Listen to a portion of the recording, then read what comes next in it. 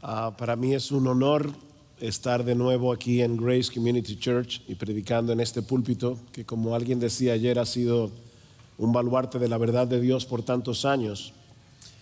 Predicar junto a mis hermanos Josías Grauman, nuestro hermano Henry Tolopilo, los que exponen estas conferencias que ya llevamos 3 años, ¿no? El pastor John MacArthur, obviamente, la noche de anoche.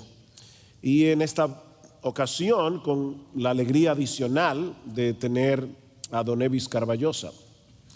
Yo no voy a revelar su edad, pero cuando yo tenía 19 años, entré a estudiar en el seminario en el mismo año en que Don Evis Carballosa entraba a ser rector. O sea, yo era un joven inocente y ya él era famoso. Pero ciertamente a través de los años ha sido un gozo y una inspiración ver a Don Evis Carballosa sirviendo a Cristo a lo largo de tantos años. Y le decía, bueno, reiteradas veces le he dicho en esta conferencia que para mí ha sido un placer y un gozo volverle a ver. Teníamos algunos añitos que no nos veíamos.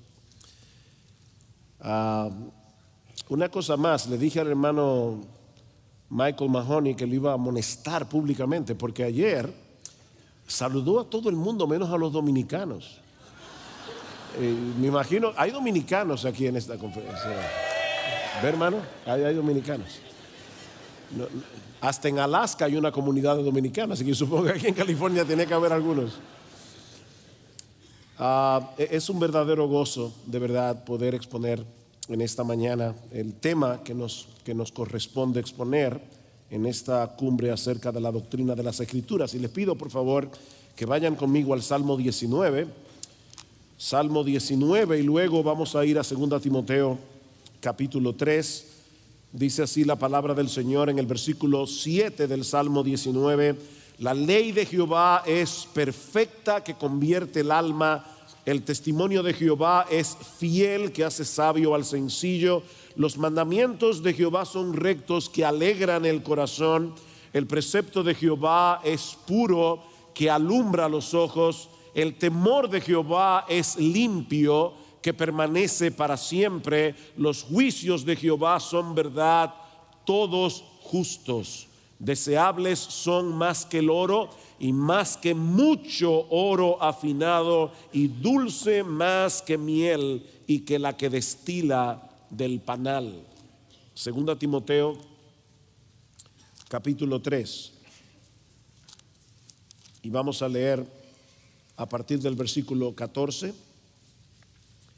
2 Timoteo 3:14 dice así la palabra del Señor. Pablo a Timoteo: pero persiste tú en lo que has aprendido y te persuadiste, sabiendo de quién has aprendido, y que desde la niñez has sabido las sagradas escrituras, las cuales te pueden hacer sabios para la salvación por la fe que es en Cristo Jesús.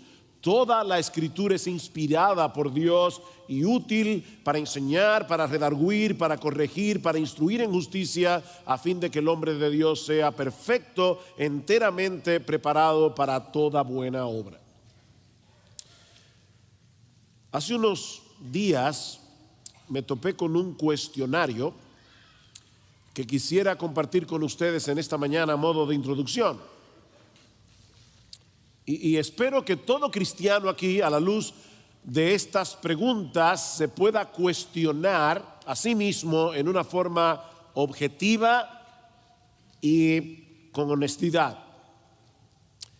Primera pregunta: ¿alguna vez te has preguntado si la Biblia en verdad puede ser de ayuda para ti en tus problemas más profundos?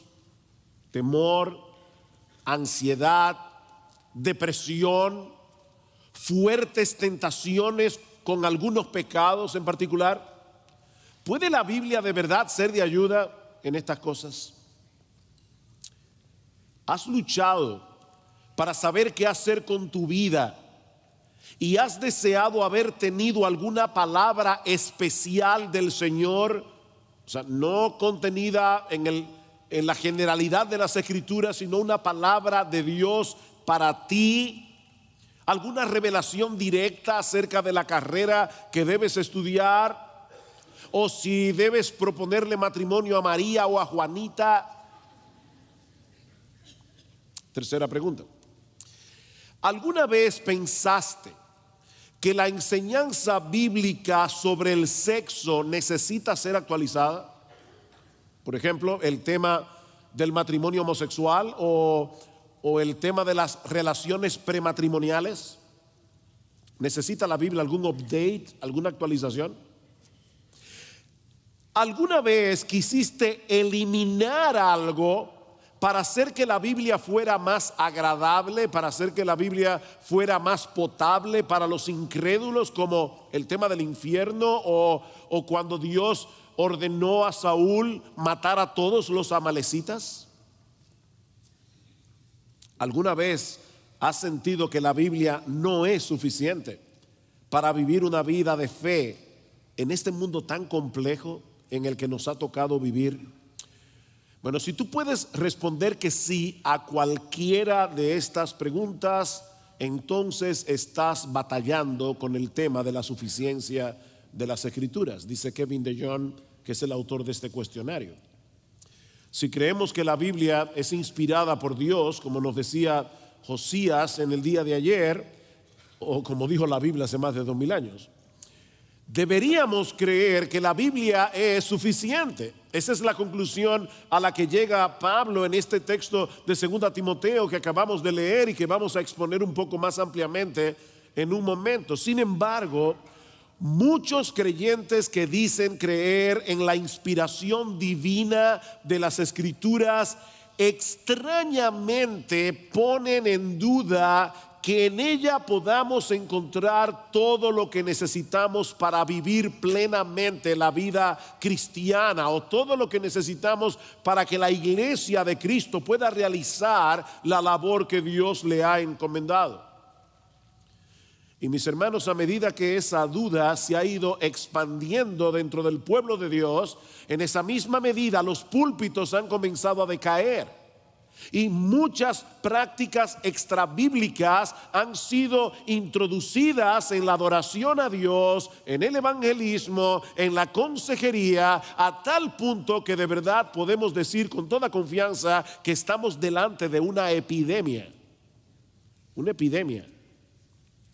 Sí, debemos defender la inspiración de la Biblia, debemos defender la inerrancia, debemos defender la infalibilidad de las Escrituras, pero con esa misma convicción debemos defender su suficiencia, porque una cosa depende de la otra, está conectada con la otra. No podemos defender la inspiración de la Biblia y no defender al mismo tiempo que la Biblia es suficiente.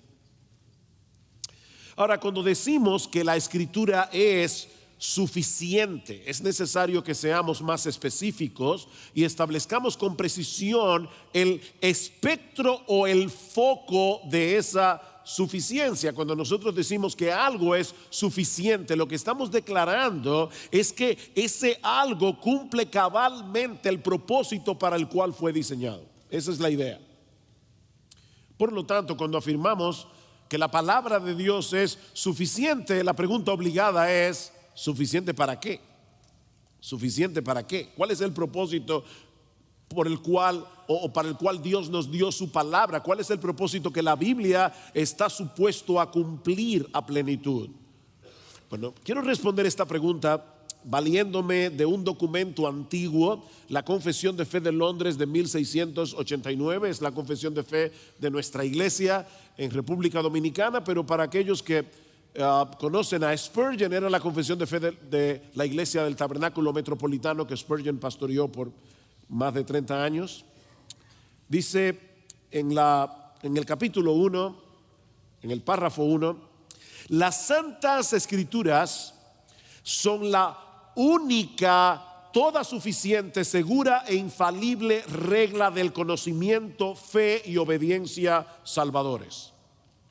O sea, todo lo que tiene que ver con el conocimiento que nos lleva a la salvación, todo lo que tiene que ver con nuestra fe, todo lo que tiene que ver con nuestra obediencia a Dios, Todo lo que necesitamos para vivir una vida que agrade a Dios y que glorifique a Dios ha sido revelado única y exclusivamente en las Escrituras.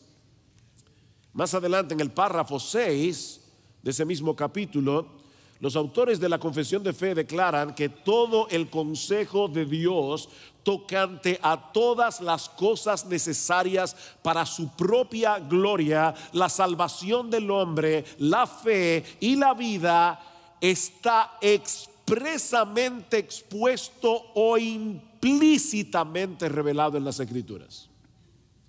Ese detalle es importante. Expresamente expuesto o implícitamente revelado. En otras palabras, lo que la confesión declara es que la Escritura es suficiente para el propósito redentor de Dios en Cristo, para llevar a un hombre pecador al arrepentimiento y a la fe, pero también para guiarlo luego en el curso de su vida, de modo que pueda glorificar a Dios en todo lo que él hace.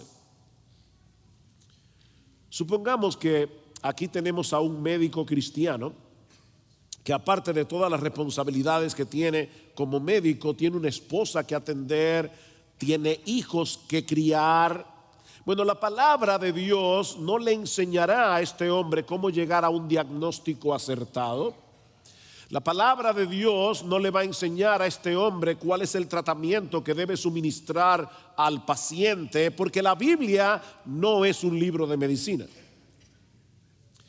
Pero todo lo que este hombre necesita para ser salvo, todo lo que este hombre necesita para glorificar a Dios y vivir una vida bienaventurada como individuo cristiano, como médico, como padre, como esposo, como miembro de una iglesia, como ciudadano de una nación, este hombre lo encontrará en las Sagradas Escrituras. Es a eso que nos referimos cuando decimos que la Biblia es suficiente.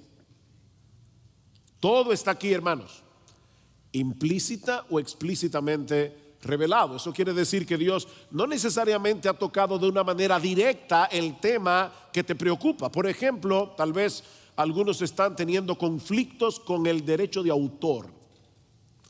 ¿Puedo yo bajar en el internet un libro que tiene derecho de autor simplemente porque está en internet? ¿Es eso lícito? ¿Es eso robar? Bueno, la Biblia dice no robarás, y yo puedo extrapolar el mandamiento de Dios de no robarás e incluir el derecho de autor en ese mandamiento. Así que la palabra derecho de autor, y le voy a revelar algo ahora bien novedoso, pero si no lo sabían, la palabra copyright no aparece en el hebreo ni en el griego. Esa palabra no aparece en la Biblia, pero eso no quiere decir que la Biblia no diga nada acerca de este tema. Por eso los autores de la Confesión de Fe dice explícitamente o implícitamente revelado. Ahora, mis hermanos, nuestra fe no descansa en una confesión, por más buena que sea. Nuestra fe descansa en la palabra de Dios. Por lo tanto, es necesario preguntarnos si la Biblia enseña de sí misma que ella es suficiente. Ya vimos en el día de ayer que la Biblia clama ser inspirada. Pero ¿clama la Biblia ser suficiente? Bueno, eso es lo que yo voy a tratar de probar en los minutos que nos restan en los dos pasajes que citamos al principio. Así que los invito a ir conmigo al Salmo 19 una vez más. Salmo 19. Y vamos a concentrarnos específicamente en los versículos 7 al 11.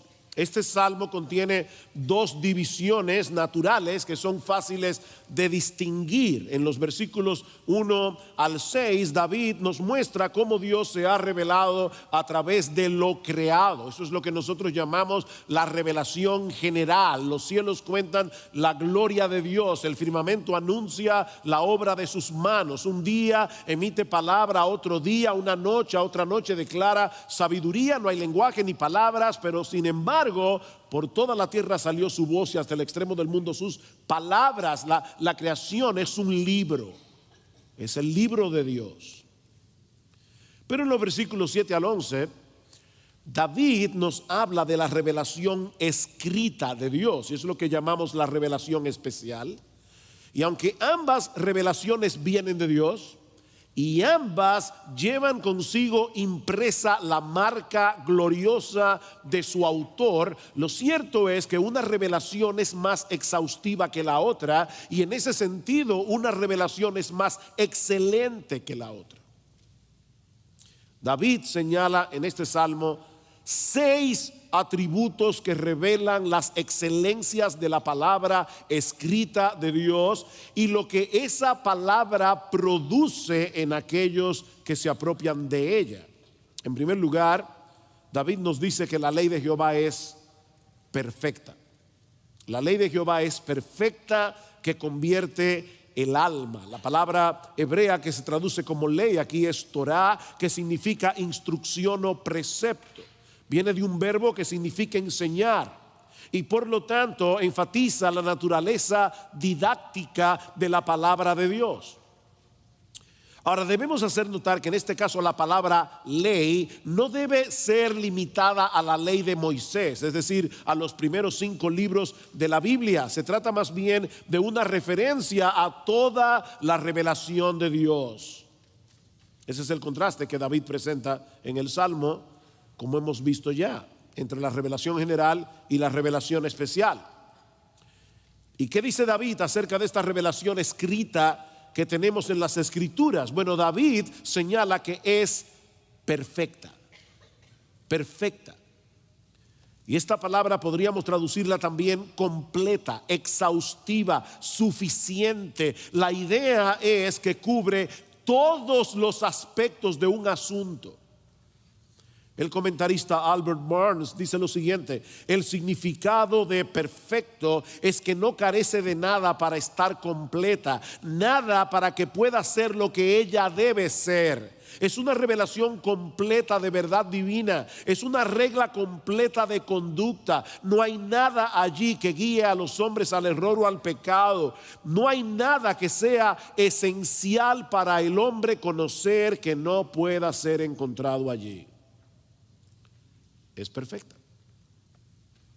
¿Y cuál es el efecto que esa palabra perfecta produce en nosotros? David nos dice que convierte el alma, que revive, restaura, transforma. El nefesh es una palabra hebrea que habla de nuestro ser interior, lo que nosotros somos realmente. Hace que el hombre retorne o sea restaurado al lugar del cual se apartó por causa del pecado. Por eso alguien ha parafraseado el texto de este modo: la escritura es tan poderosa y tan comprensiva, es decir, que lo abarca todo, que ésta puede convertir o transformar a la persona completa, cambiar a alguien para que llegue a ser la persona que Dios quiere que sea. La palabra de Dios puede hacer eso. Y de hecho solo la palabra de Dios puede hacer eso en la vida de un hombre, porque solo la palabra de Dios es perfecta. En segundo lugar, David nos dice en la segunda mitad del versículo 7 que la palabra de Dios es un testimonio fiel. Es un testimonio fiel, y esta palabra señala algo que es digno de confianza, algo en lo que podemos descansar con toda seguridad. Yo tengo la práctica en mi devocional personal que siempre leo algún libro. Yo soy de los que se despiertan poco a poco, soy diésel. Hay gente que se despiertan inmediato, están despiertos. Yo necesito tomarme un café, y en lo que me tomo el café leo algún buen libro devocional y luego leo mi Biblia. Ya estoy lo suficientemente despierto. Cuando yo paso del libro a la Biblia, y no importa de quién es el libro, yo siento una tranquilidad, porque sé que no tengo que estar filtrando nada. Siempre que tú leas a un ser humano tienes que filtrar. Tienes que tener la Biblia delante de tus ojos para examinarlo todo y retener lo bueno. Bueno, en la palabra de Dios no tenemos que tener filtro, porque todo lo que dice allí es un testimonio fiel de la verdad de Dios. No hay nada allí que examinar que no sea para entender lo que allí dice, no para saber si es verdad o no es verdad. No, todo lo que allí dice es verdad. No sé cuántos de ustedes han oído la historia de aquella niña que estaba en la escuela dominical y la profesora quiso ridiculizarla y le dijo: ¿y de verdad tú crees que un gran pez se tragó a Jonás? Eso es absurdo. Y sobre todo porque decimos la ballena se tragó a Jonás. Las ballenas tienen una tráquea muy estrecha, un hombre no cabe por ahí, dicen algunos. Yo nunca he medido eso, pero lo cierto es que la niña le respondió a la profesora: bueno, yo creo que ciertamente un gran pez se tragó a Jonás porque la Biblia lo dice, y si la Biblia dijera que ella se tragó a la ballena, también lo creería. Es la palabra de Dios. Todo lo que ahí dice es verdad. La palabra de Dios es un testigo fidedigno de la verdad. Es un testigo confiable de quién es Dios, de lo que Él hace, ha hecho y hará a favor nuestro, de su voluntad para nuestras vidas. Nosotros podemos construir el edificio de nuestra existencia sobre ese fundamento, porque es estable, es sólido, es inamovible. Esa es la idea que David nos transmite aquí. ¿Y cuál es el efecto que ese testimonio seguro produce en nosotros? David dice: hace sabio al sencillo. Hace sabio al sencillo. La palabra que se traduce aquí como sencillo significa una puerta abierta, y señala en el texto a ese individuo sin discernimiento, crédulo, que no sabe cuándo cerrar las puertas de su mente a las enseñanzas falsas y erróneas. Bueno, la palabra de Dios puede tomar a un hombre así y volverlo sabio,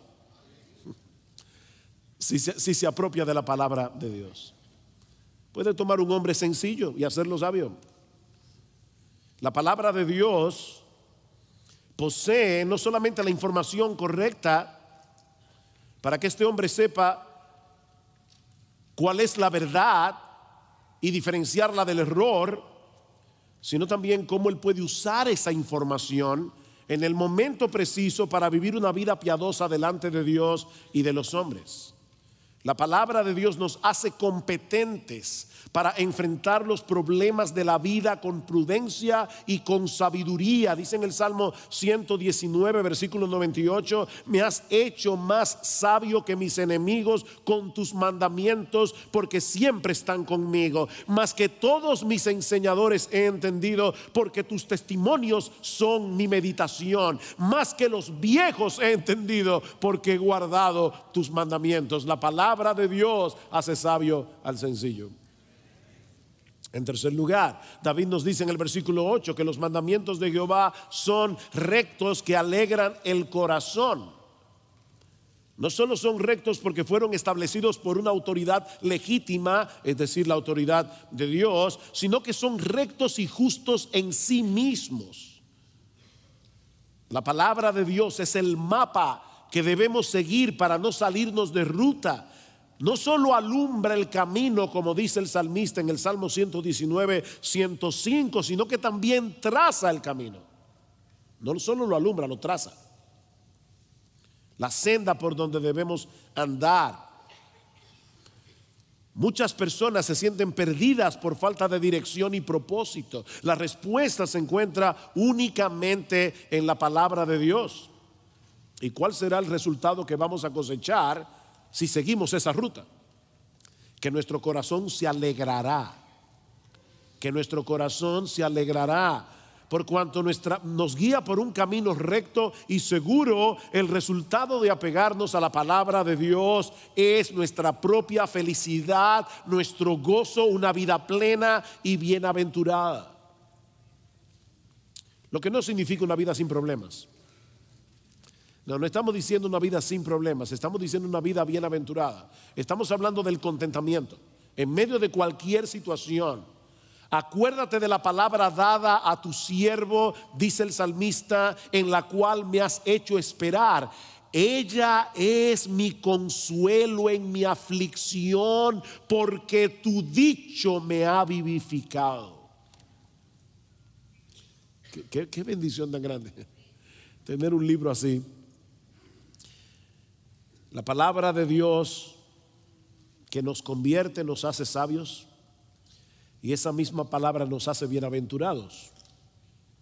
En cuarto lugar, el precepto de Jehová es puro, que alumbra los ojos. Y esto puede ser interpretado de dos maneras distintas. Puede estarse refiriendo al hecho de que la palabra de Dios es sin error, sin pecado. Pero puede referirse también a que la palabra de Dios es clara, es iluminadora, y de hecho la Septuaginta, que es una versión griega del Antiguo Testamento, traduce la palabra hebrea que aparece aquí como claro con otra palabra que significa brillante, radiante, y eso estaría más acorde con lo que David continúa diciendo en el Salmo. Dice: el precepto de Jehová es claro y por eso alumbra los ojos. Por eso alumbra los ojos. Cuando una persona no quiere obedecer la palabra, una de las primeras cosas que dice es que ese libro es complicado. Cristo hablaba en parábolas. Y la idea es: eso no hay quien lo entienda. No, la palabra de Dios es clara. Decía Mark Twain: no me preocupa lo que no entiendo de la Biblia, me preocupa lo que sí entiendo. La palabra de Dios es clara y por eso alumbra los ojos. La palabra de Dios provee luz y entendimiento para los que desean vivir rectamente.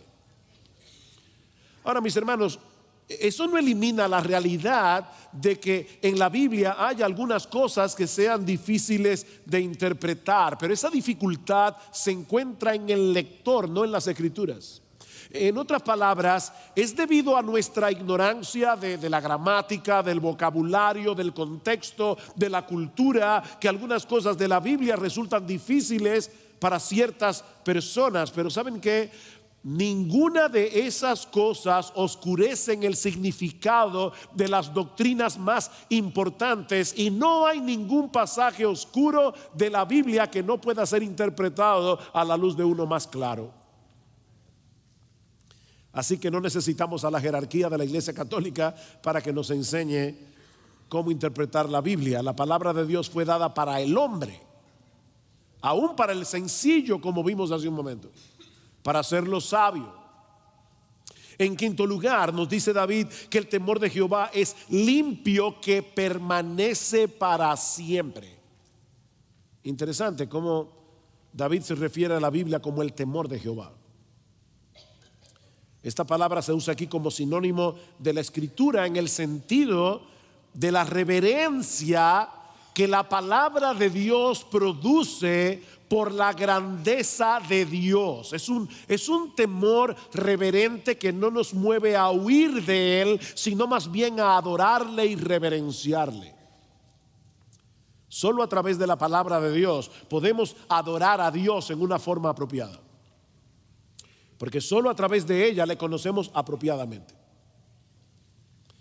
Esta palabra es limpia, dice David, y esto significa carente de impureza, de corrupción, de imperfección. No hay defecto alguno en la palabra de Dios. Dice en el Salmo 12, versículo 6, que la palabra de Jehová son palabras limpias como plata refinada en horno de tierra, purificada 7 veces. Wow. Y precisamente porque no hay imperfección alguna en la Biblia, la palabra de Dios permanece para siempre. Solo se puede cambiar o modificar aquello que es imperfecto. Pero la Escritura no puede ser mejorada. Ella es eterna, ella es inalterablemente perfecta. El cielo y la tierra pasarán, pero mis palabras no pasarán, dice Jesús. Sus verdades son relevantes para toda generación, para toda cultura, porque nuestro Dios, el Dios que la inspiró, es eterno, es omnisciente y es inmutable. La Biblia tiene los mismos atributos del Dios que la inspiró. En sexto lugar, David nos dice que los juicios de Jehová son verdad, todos justos. Todos justos. Y lo que el salmista está diciendo aquí al usar la palabra juicio, no está hablando de castigo, está hablando del veredicto de Dios sobre todas las cosas. ¿Han oído ustedes cuando se habla de alguien que tiene buen juicio? Es que piensa correctamente, tiene buen juicio. Bueno, los juicios de Jehová son verdad. Los veredictos de Dios con respecto a todas las cosas son conforme a la verdad y conforme a la justicia. Lo que Dios dice del hombre es lo que el hombre es. Lo que Dios dice acerca de este mundo es lo que este mundo es. Lo que Dios dice acerca de cómo debemos vivir la vida, así es que debemos vivir y no de otro modo. Si la palabra de Dios dice que la homosexualidad es pecado, la homosexualidad es pecado. Y nunca dejará de ser pecado. No importa que el mundo entero haga un referéndum. La verdad no se decide democráticamente. La verdad es aquello que corresponde con lo que piensa Dios. Acerca de cualquier cosa, eso no puede ser enmendado. Sin la palabra de Dios no podríamos descubrir la verdad de las cosas que realmente importan. ¿Quién es Dios? ¿Cómo es Dios? ¿Cuál es el propósito de nuestra vida? ¿Cómo debemos vivir? ¿Cómo podemos conocer a Dios? ¿Cómo podemos llegar a Él? Todo queda en tinieblas cuando nosotros echamos a un lado lo que Dios nos dice en su palabra acerca de todas las cosas. Por eso David concluye en el versículo 10 diciendo que precisamente porque la palabra de Dios es todo eso y la palabra de Dios hace todo eso, deseables son más que el oro y más que mucho oro afinado y dulces más que miel y que la que destila del panal. La palabra de Dios es infinitamente más preciosa que cualquier teoría, que cualquier filosofía que el mundo pueda proveer. La palabra de Dios es capaz de llenar hasta la saciedad cada una de nuestras necesidades. Es por eso que en guardar esta palabra hay un gran galardón. Versículo 11. Tu siervo es además amonestado con ellos, en guardarlos hay grande galardón. En el mero hecho de guardar la palabra hay un galardón. Nunca se apartará de tu boca este libro de la ley, sino que de día y de noche meditarás en él para que guardes y hagas conforme a todo lo que en ella está escrito, porque entonces harás prosperar tu camino y todo te saldrá bien. Recuerda, todo te saldrá bien de acuerdo al bien que Dios tiene en su mente, no al tuyo y al mío. Ese es el galardón del que habla David. Prosperarás en tu camino. Salmo 1. Bienaventurado el varón que no anduvo en consejo de malos, ni estuvo en camino de pecadores, ni en silla de escarnecedores se ha sentado. Será como un árbol plantado junto a corrientes de aguas, que da su fruto a su tiempo y su hoja no cae, y todo lo que hace prosperará. Prosperarás en tu camino conforme a Dios, si no te apartas a derecha o a izquierda de los preceptos de las Escrituras. Mis hermanos, la Escritura es suficiente. No necesitamos mendigarle al mundo y sus teorías para tratar con nuestras almas o las almas de otros. No necesitamos a Freud, no necesitamos a Carl Jung, no necesitamos a Skinner, no necesitamos a Sartre, no necesitamos a los filósofos de este mundo. Nosotros tenemos lo que ellos no tienen. Tenemos la palabra de Dios. No hay sustituto para la palabra de Dios. Nuestra salud espiritual y la salud de nuestras iglesias dependen directamente de nuestro apego irrestricto a esta palabra. Miren, mis hermanos, tratar de resolver nuestros problemas espirituales haciendo uso de la sabiduría del mundo es cambiar paja por oro, es ajenjo por miel. Nada sobrepasa la palabra de Dios, ni en valor, ni en dulzura, ni en fidelidad. Nada se compara a la Biblia.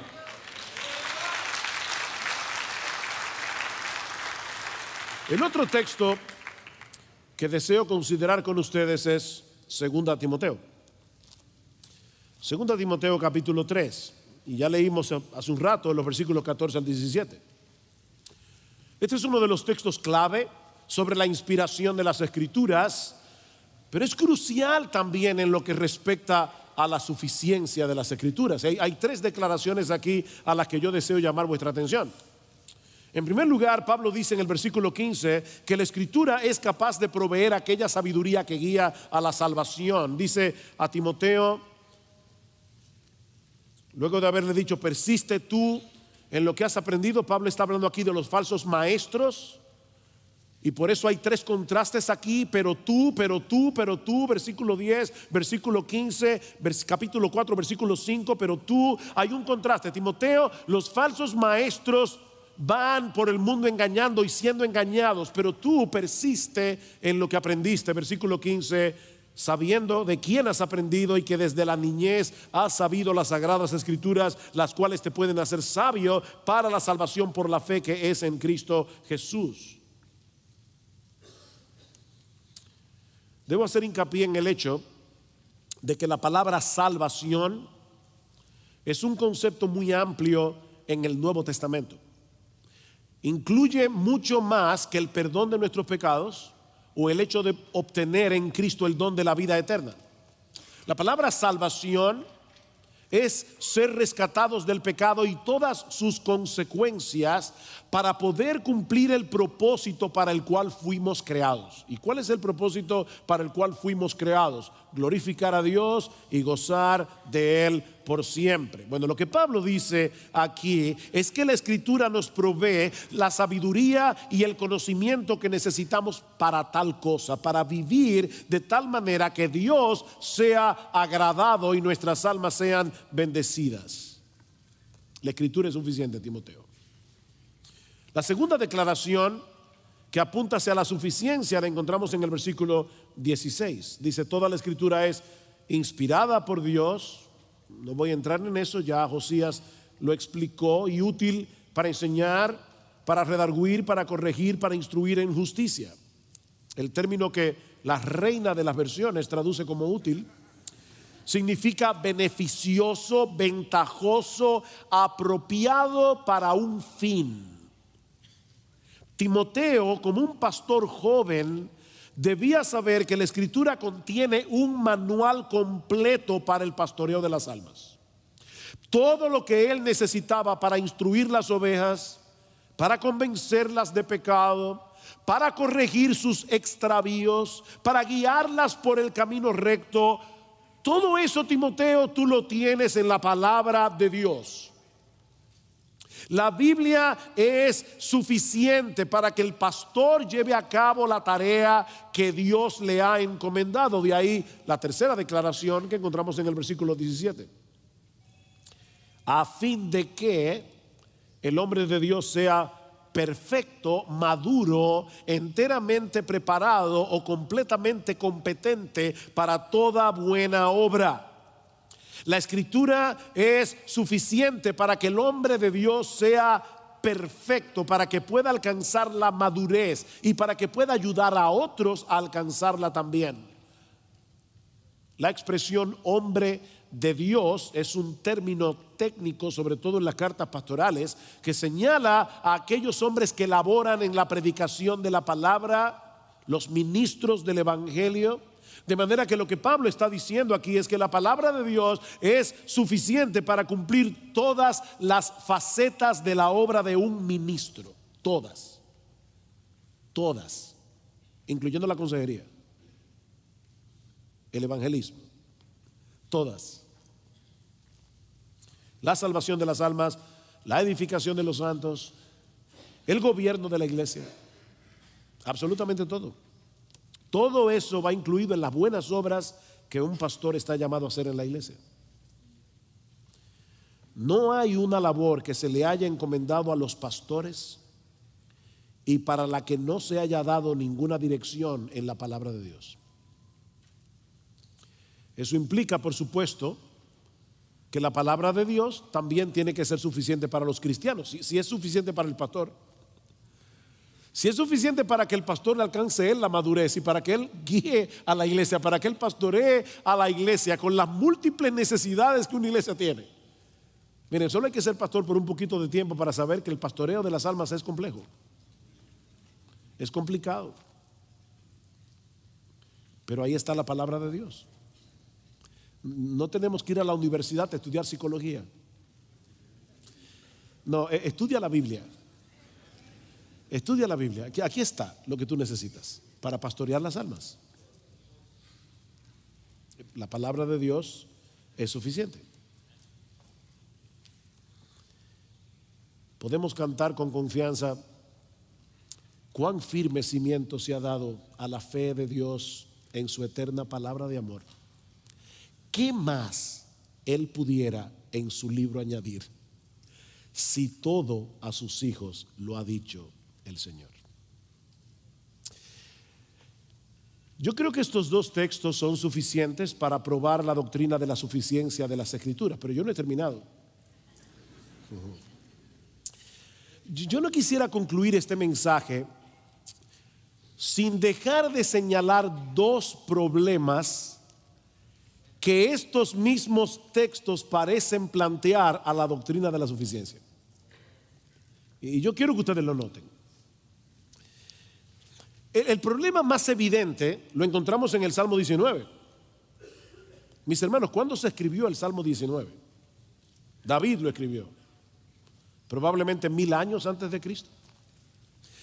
¿Cómo podemos usar ese pasaje del Antiguo Testamento para probar la suficiencia de la Biblia, si en el momento en que David escribió este salmo todavía faltaba por escribir una gran parte del Antiguo Testamento y todo el Nuevo? Es un problema.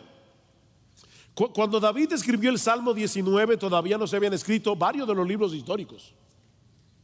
David nunca leyó la historia de David en la Biblia. Él la estaba viviendo, pero él nunca la leyó. Varios de los libros históricos no se habían escrito, ninguno de los proféticos. Isaías, Jeremías, Ezequiel, Amós, Abdías, Habacuc, hagan la lista. Y ni hablar de los libros del Nuevo Testamento. ¿Era o no suficiente la Biblia en los días de David? Esa es la pregunta que nosotros debemos responder. Y lo mismo podemos decir del pasaje de 2 Timoteo, capítulo 3. Pablo exhorta a Timoteo a que persista en las sagradas escrituras, pero noten que dice en el versículo 14, la que tú aprendiste cuando eras niño. ¿Qué escrituras eran esas? Cuando Timoteo era niño. Bueno, principalmente el Antiguo Testamento, y tal vez únicamente el Antiguo Testamento, pero vamos a decir principalmente el Antiguo Testamento. Cuando Timoteo era un niño, tal vez algunos de los libros del Nuevo Testamento estaban escritos, pero faltaba todavía mucho por escribir. De donde podemos deducir que cuando Pablo dice en los versículos 16 y 17, toda la escritura es inspirada por Dios, primordialmente Pablo se está refiriendo al Antiguo Testamento. Y de paso, pastores que están aquí, noten que hablando del Antiguo Testamento es que Pablo dice, las cuales te pueden hacer sabios para la salvación por la fe que es en Cristo Jesús. El Antiguo Testamento podía a un creyente del primer siglo o a una persona del primer siglo hacerla sabia para la salvación por la fe que es en Cristo Jesús.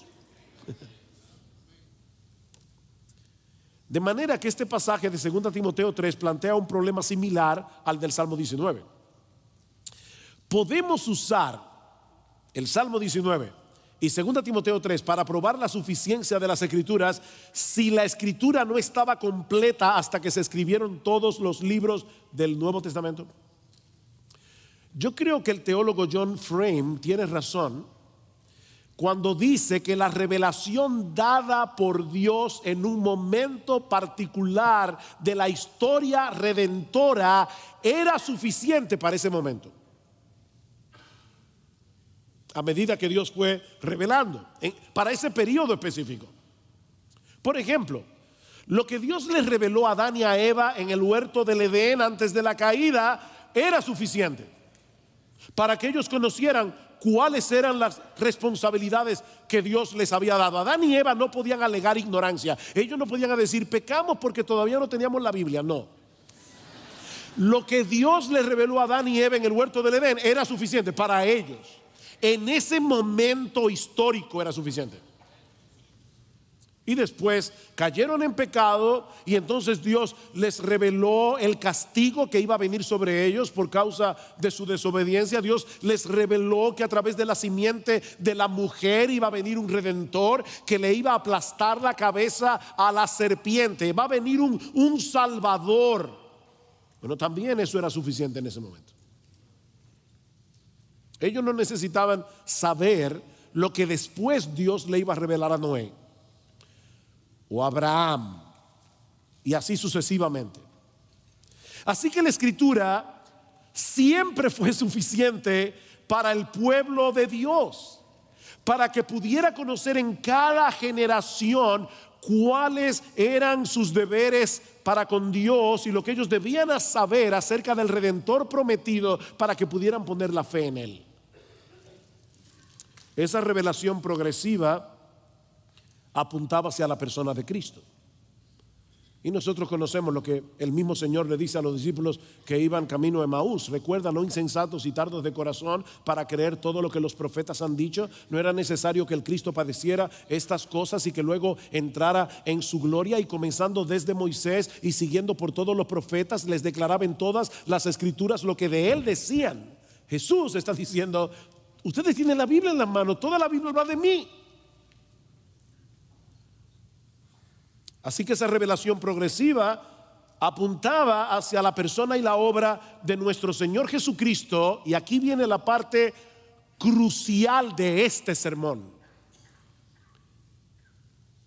Toda la Biblia apuntaba hacia Él porque Él es la revelación final de Dios. Él es la revelación final. La revelación es redentora. Dios iba revelando en la historia de la redención lo que el pueblo necesitaba saber acerca de la redención y del Redentor. Cuando vino el Redentor y llevó a cabo la redención, Él como el verbo de Dios, como la palabra encarnada de Dios. En el principio era el verbo era con Dios, el verbo era Dios. Y aquel verbo se hizo carne y vimos su gloria, gloria como del unigénito del Padre, lleno de gracia y de verdad. La ley por medio de Moisés fue dada, pero la gracia y la verdad vinieron por medio de Jesucristo. Él es la revelación final de Dios. Vayan conmigo a Hebreos capítulo 1. Hebreos capítulo 1.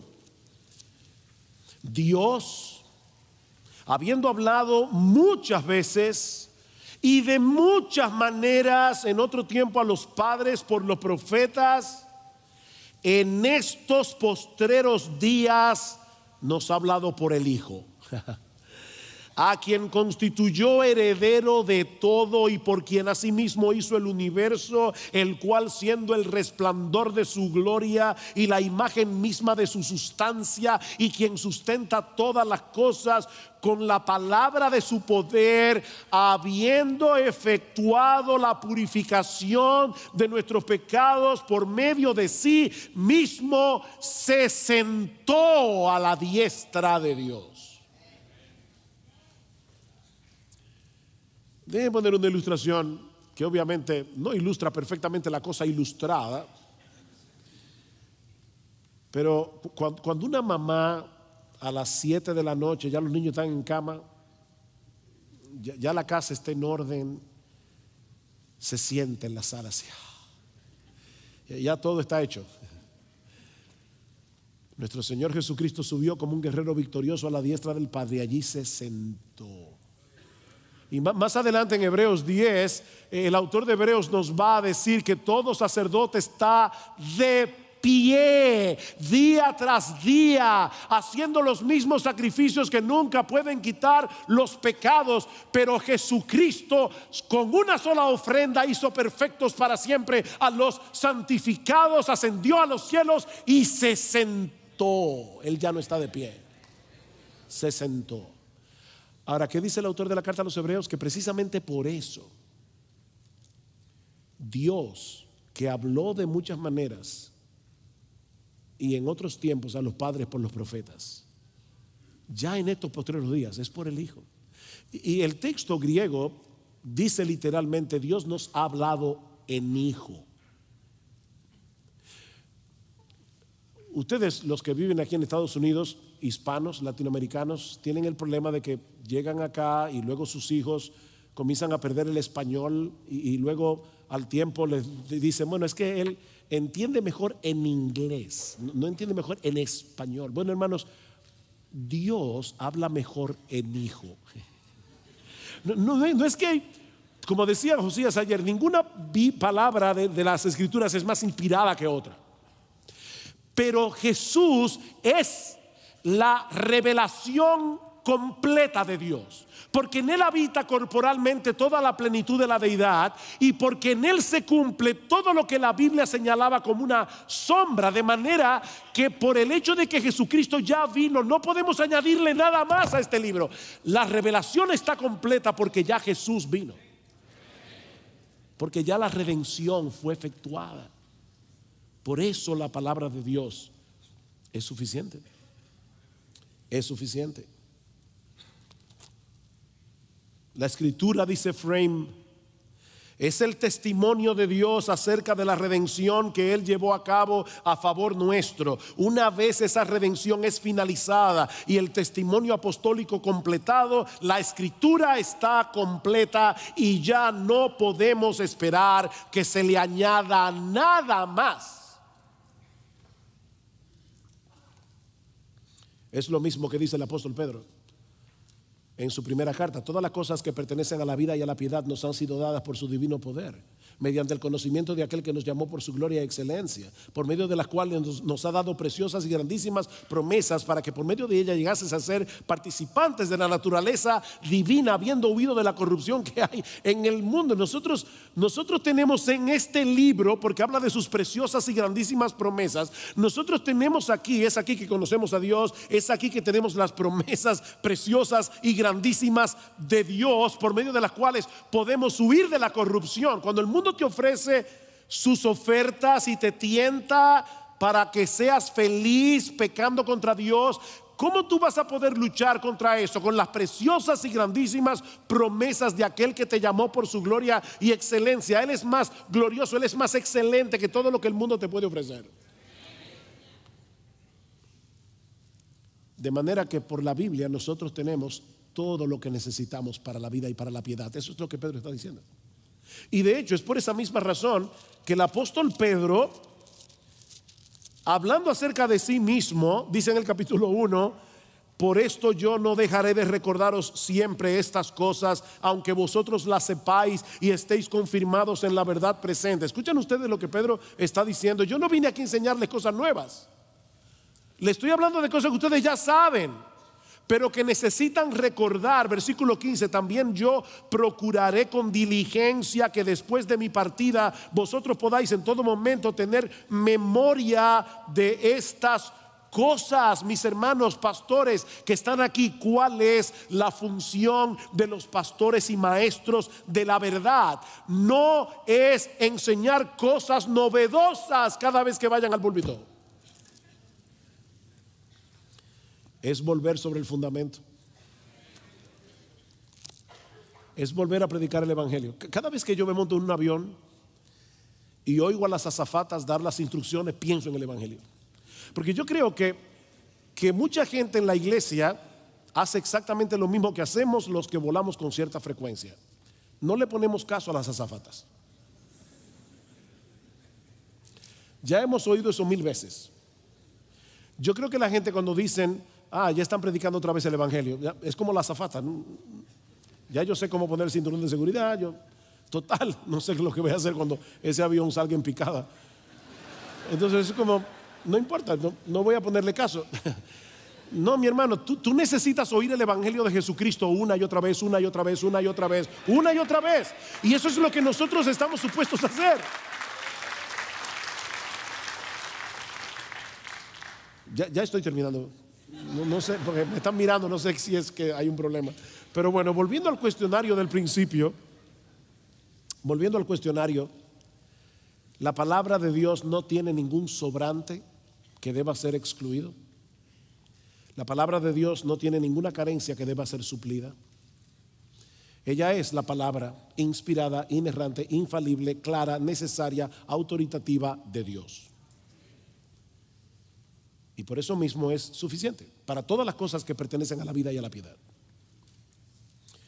Si el cúmulo de revelaciones fue suficiente para David en su tiempo y para el pueblo de Dios del antiguo pacto antes de que se escribiera el Nuevo Testamento, ¿cuánto más no lo será para nosotros, que tenemos el cúmulo completo de todo lo que Dios quiso dejar por escrito para el uso permanente de sus hijos?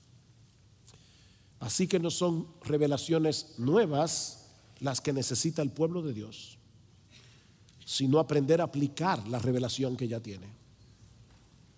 Y sobre todas las cosas, un espíritu obediente y sumiso ante la voz de Dios, que sigue y seguirá resonando en las páginas de este libro hasta que nuestro Señor Jesucristo regrese en gloria. No, tú no necesitas nuevas revelaciones. Obedece la que tienes.